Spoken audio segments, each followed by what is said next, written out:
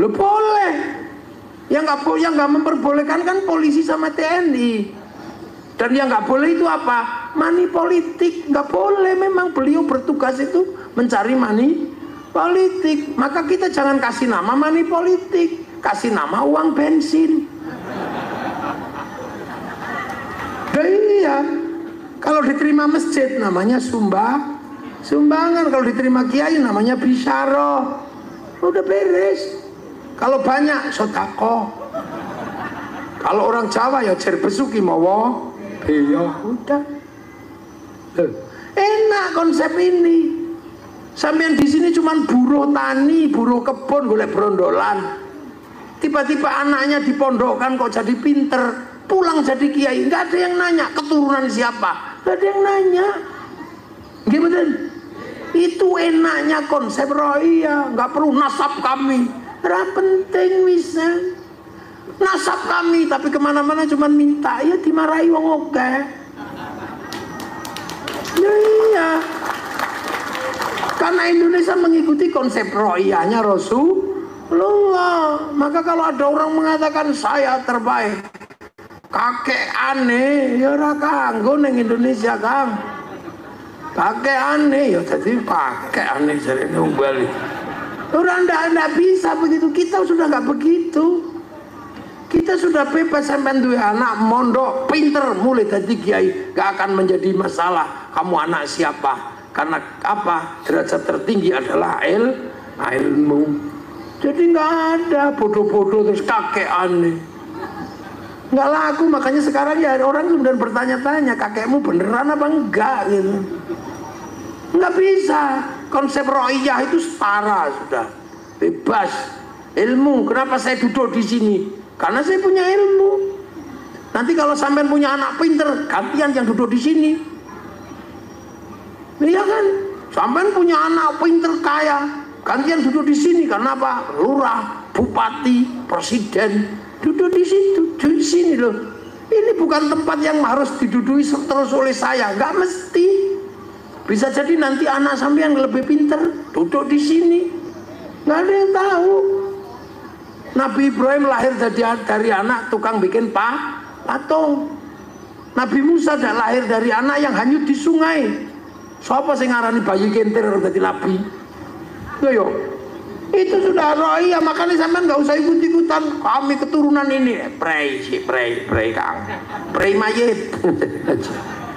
Nggak ada. Jadi persoalan kemudian ada persoalan nasab, persoalan Habib, persoalan apa?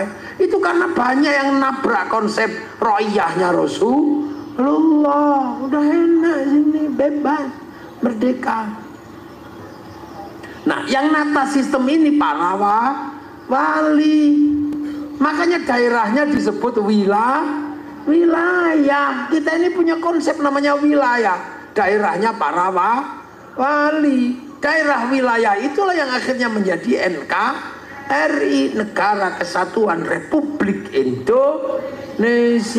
Arab satu bangsa pecah puluhan negara, Cina satu bangsa pecah puluhan negara, Eropa satu bangsa pecah puluhan negara, Afrika satu bangsa pecah puluhan negara. Kita puluhan suku bangsa agama mampu bersatu dalam satu negara, Kesatuan Republik Indonesia. Loh, ayo. Makanya kita pakai Pancasila, tertinggi tetap Tuhan. No, coba lawan we. Nomor satu tetap Tuhan, ketuhanan. Setelah urusan Tuhan, urusan manusia. Maka yang kedua kemanusiaan, karena dunia dan seisinya ini bergerak karena ada manusia. Kenapa ada kursi? Karena ada bokongnya manusia. Kenapa ada mic? Karena ada kupingnya manusia. Ayo. Kenapa ada mobil? Karena ada kaki manusia. Kenapa ada pabrik pempes? Karena ada nya manusia. Kenapa ada? Karena manusia. Maka kemanusiaan yang adil dan beradab setara. Manusia nggak bisa hidup sendiri. Maka manusia butuh persatuan. Maka sila ketiga tentang persatuan. Tuhan hidup harus bersatu, tidak pandang bulu suku, bangsa, agama. Tapi persatuan harus saling menghargai, kesetaraan. Yang setara namanya ro'iyah. Maka kerakyatan menjadi landasan persatuan. Maka orang nggak bisa bersatu kalau nggak saling menghargai. Makanya kerakyatan pakai konsep ro'iyah. Tapi hati yang sempit tidak bisa menghargai perbedaan. Hati yang culas tidak bisa menghargai perbedaan. Hati yang beku tidak bisa menghadapi perbedaan. Butuh hati yang luas, yang ada nilai-nilai dan pancaran ketuhanan. Makanya kerakyatan hanya bisa dipimpin oleh hikmah. Karena hati yang seperti itu disebut hati yang penuh hikmah. Tapi kalau kamu jadi pemimpin harus punya kebijaksanaan. Jadi gubernur Kalbar asalnya Sampit, jadi gubernur Kalteng asalnya Pelantaran. Kok yang diurusi cuma Pelantaran tok? Itu namanya bijak sini. Semua harus diurus, itu namanya bijak sana. Tapi kalau ngambil keputusan nggak boleh sendiri, harus musyawarah, maka permusyawaratan. Kalau diajak semua ribut, maka perwakilan. Baru tercipta keadilan sosial bagi seluruh rakyat Indonesia. Loh, terus kamu mengatakan Pancasila tauhid, Pancasila produk kafir, mereka tak tapuk lambemu. Ini konsep sunnah. Maka negeri dengan konsep sunnah terbaik dunia ada di Indonesia. Nah itu loh, maka agama harus jadikan landasan persatuan. Karena ini konsepnya ke Islam semua. Maka kiai-kiai nggak boleh mencederai persatuan. Maka kiai jadikan agama persatuan. Makanya kiai kalau apa-apa bersatu, ya toh. Doa yang mestinya sendiri-sendiri nggak apa-apa. Tapi kiai kalau berdoa masih bersatu. Kiainya tok yang doa, santrinya amin, amin, amin, amin, amin. Udah wis kepanjangan, amin. Kiai ini wis paham, walhamdulillahirabbil alamin. Jaga itu. Kemudian kalau yang doa banyak diajak ke alun-alun, kok tawaringin, namanya istighosah kubro. Begitu istighosah kubro, semua terlibat. Ro'iyah masuk semua, yang jualan bakso, yang jualan roti, yang jualan apa, ada di situ semua. Kerukunan terjaga, roda ekonomi berputar. Sementara yang lain doa sendiri-sendiri, nggak cocok dengan konsep ro'iyah. Sholawat, ya tadinya sendiri-sendiri. Yang orang yang suka dangdutan. Ya Rasulullah salamun alaik dedeng. Sholawatan karena dia suka dangdut. Duhai senangnya pengantin baru dedeng. Yang orang Jawa, ya Nabi salam alaika, ya Rasul salam Pak perahu layar. Yang orang Sunda, ya Sunda, ya Rasulullah salamun alaik, es lilin macece kalapa muda. Yang orang Banjar, ya Rasulullah salamun alaik ya Rafi Aisyah wa daraji fatayaji rotal alame ya uhailal jo diwal karomi, kota baru gunungnya Bamega. Orang Banjar. Akhirnya semua jadi satu di alun-alun. Kota Waringin bersolawat atau Kalteng bersolawat. Setelah itu apa yang terjadi? Spanduk laku, slayer laku, semuanya laku. Roda ekonomi berputar. Bahkan copet bisa hidup di situ. Nah, para pejuang dan orang-orang yang berbakti, yang mengorbankan jiwa raganya untuk kepentingan hari ini, kita datangi kubur kuburnya berziarah, akhirnya elep laku, bis pariwisata lah laku, jualan di makam pahlawan nasinya lah laku, jualan katoknya lah laku, termasuk copet bisa hidup di situ. Tuh, betapa kita menjaga kerukunan. Maulid Nabi berapa yang kita keluarkan untuk menjaga kerukunan. Setiap kampung bikin Isra Mi'raj, semua terjaga. Sementara yang lain itu disebut bid'ah. Maka persiapkan bangsa kita untuk hidup sendiri-sendiri. Kalau Anda lebih suka yang bid'ah itu, artinya potensi bangsa ini semakin cepat terjadi perpecahan. Kenapa Kiai dan NU dimusuhi? Karena Kiai dan NU tetap menjaga persatuan bangsa dan negara. Ayo, bes, ngerti? Makanya kami, orang menjelaskan perjuang bangsa kok. Kamu menceritakan wali, bukan wali Indonesia, malah kamu cerita wali Yaman. Ini udah cocok. Wong iki Indonesia, walinya ya wali Songo. Yang kamu contohkan ya mestinya Kiai Hasyim Asy'ari, Kiai Ahmad Dahlan, tokoh-tokoh pendiri NU, pendiri Muhammadiyah itu. Lah kalau yang orang-orang Yaman kan punto Yaman sendiri. Pergi ke sini disangoni orang sini, pulang membangun ya Yaman. Lah sampean perjuang kita bangun di sini sendiri. Lah ini kadang kita salah. Yang selalu diceritakan adalah kesaktian orang sana. Dipikir Cilik Riwut itu nggak sakti, Lampung Mangkurat itu nggak sakti, Mula Warman sakti, loh, Pangeran Antasari hebat, Pangeran Suryansah, Pangeran Samudra apa hebat semua. Tapi kita nggak pernah dengar cerita itu. Kita selalu dengar cerita nenek moyang orang lain, dan kita bangga karena bisa bercerita nenek moyang orang. Bisa Isra Mi'raj 70 kali, bangganya kita. Jangan gitu. Saya bukan apa-apa. Kita harus tahu sejarah nenek moyang kita yang hari ini kita nikmati hasilnya perjuangan mereka.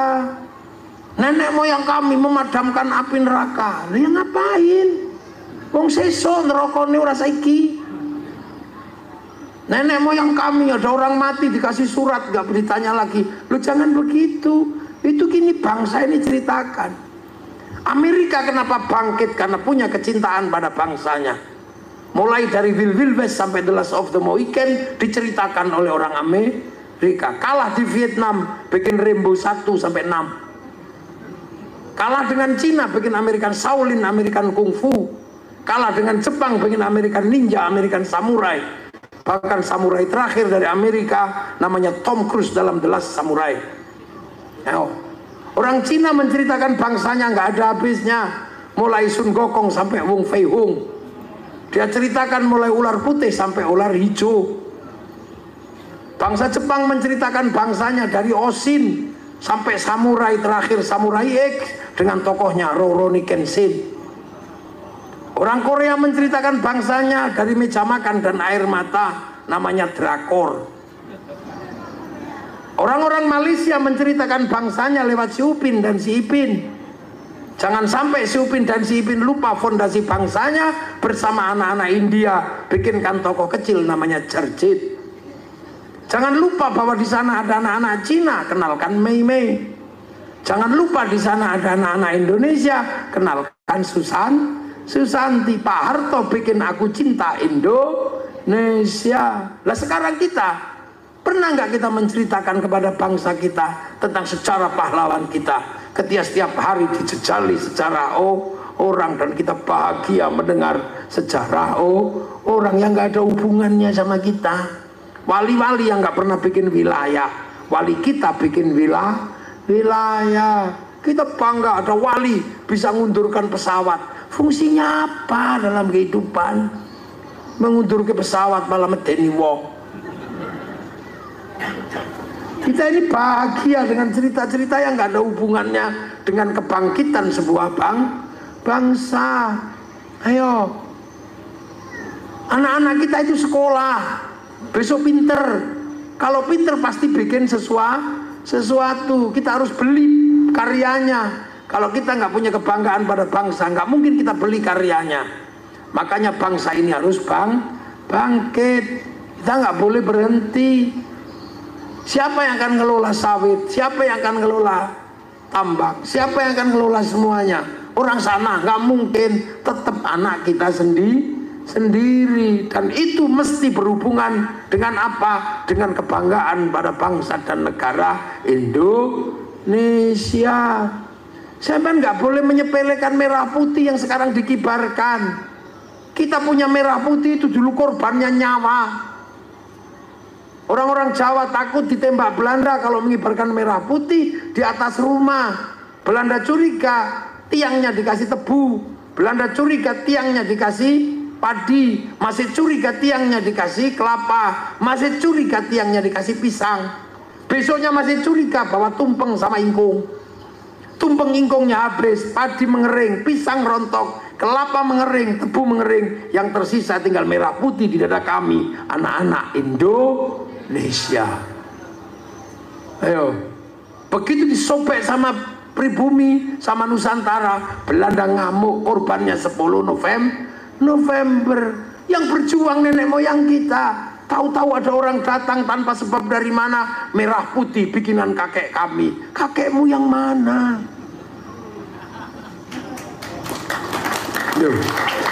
Kenapa saya menceritakan ini? Karena sekarang ada perebut sejarah. Makam orang diganti, kuburan dibikin untuk menguatkan sejarah nenek moyangnya yang ada di Indonesia. Padahal nggak ada sejarahnya sama sekali. Selain sejarah ikut Belanda. Wis tong andelo aku. Nah itulah bangsa. Aktor Cina yang sangat digemari, saya nggak tahu namanya, lupa namanya itu. Dia foto di depan supremasi bangsa Jepang, langsung di blacklist, tidak boleh main film di Cina. Loh, itu kebanggaan. Lah kita sekarang antara merah putih sama Filistin, lebih bangga bendera Filistin. Padahal Filistin punya masalah. Kenapa dia setelah bikin negara nggak rukun sesama anak bangsanya? Fatah Hamas ribut, itu loh. Nah inilah masa depan bangsa. Kamu nggak akan pernah bisa pindah bangsa. Kita tetap Indonesia. Right or wrong is my country. Baik buruk inilah negaraku, Indonesia. Dan itu agama menjelaskan itu. Makanya kadang kalau agar kita nggak lupa, kita diajari hormat pahlawan. Rasulullah agar nggak lupa jasa Nabi Ibrahim, diajarkan kama shollaita ala sayyidina Ibrahim. Karena yang buka hutan adalah Nabi Ibrahim di Makkah sana. Inilah pelajaran kebangsaan yang harus kita jaga. Orang Amerika jaga Amerika, orang Jepang jaga Jepang, orang Korea jaga orang Korea, orang Amerika jaga bangsa Amerika, Australia jaga bangsa Australia. Kalau bukan kita yang menjaga Indonesia, siapa lagi yang akan menjaga bangsa dan negara? Amma ba'du. Loh ini baru muqaddimah saya. Loh belum mulai ngaji saya. Ngaji itu kalau pembukaan selesai kan amma ba'du. Tadi saya sudah amma ba'du belum? Nah ya ini amma ba'dunya. Baru muqaddimah, baru pembukaan. Sandelo jam.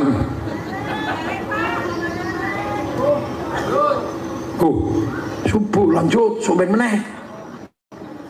Ya itulah. Makanya kita sudah harus memikirkan bangsa.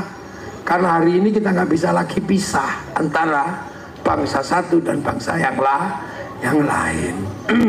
Semoga ada manfaatnya dan kita semua dalam ridha Allah Subhanahu wa taala. Nenek moyang kita yang telah memperjuangkan bangsa ini mendapatkan ridha di sisi Allah Subhanahu wa taala. Dan saya minta doa pada kita semua, semoga jamaah haji dari Indonesia semua mendapatkan haji mabrur.